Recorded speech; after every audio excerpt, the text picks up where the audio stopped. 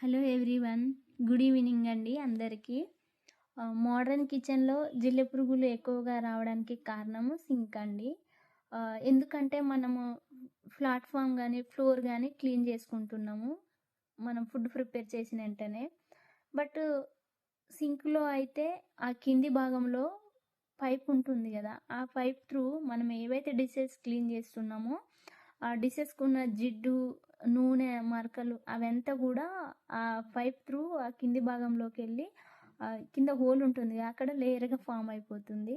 So మనము ఏం చేస్తాము, జిల్ల పురుగులు వస్తున్నాయి, పైప్ ఖరాబ్ అయిందని చెప్పేసి పైప్ చేంజ్ చేస్తాము, కానీ ఆ కింది అడుగు భాగం అయితే ఎప్పుడు క్లీన్ చేయము. ఎలాంటి లిక్విడ్ లేసి కానీ ఎప్పుడు కూడా క్లీన్ చేయలేదండి. మనమైతే ఇప్పుడు మోడర్న్ కిచెన్ వచ్చినాక ఈ డ్రాస్ ఇవన్నీ మనం క్లీన్ చేసేసుకుంటున్నాము.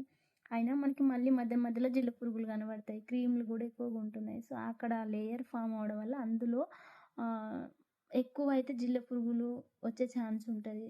సో నాకు కిచెన్ నేను యూజ్ చేసుకున్నాక కూడా నాకు జిల్ల పురుగులు ఇట్లా నేను క్లీన్ చేసుకున్నాక కూడా కనిపిస్తుంది. సో అప్పుడు నాకు ఫ్రెండ్ సజెస్ట్ చేసింది ఫర్ష్యూ. దీన్ని వాటర్లో స్వీట్ చేసుకొని ఆ డ్రాస్ మొత్తం క్లీన్ చేసుకున్న తర్వాతకి స్ప్రే చేయాలి. స్ప్రే చేసినాక డ్రై అయిన తర్వాతకి అప్పుడు డిషెస్ అన్ని మళ్ళీ అందులో పెట్టేసుకోవాలి.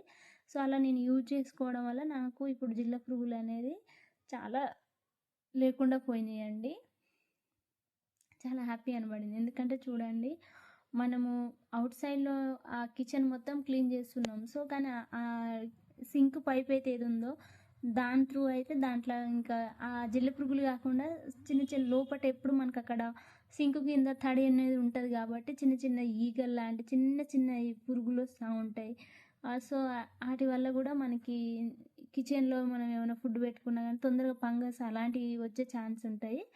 కాబట్టి ఇది అందరికి యూజ్ అవుతుంది. చాలా మంచి టిప్ అండి. ఫ్రెండ్స్, ఈ వీడియో మీకు ఉపయోగపడితే లైక్ చేయండి. ఇలాంటివి ఇంకా కావాలంటే సబ్స్క్రైబ్ చేయండి. కామెంట్లో చెప్పండి ఫ్రెండ్స్.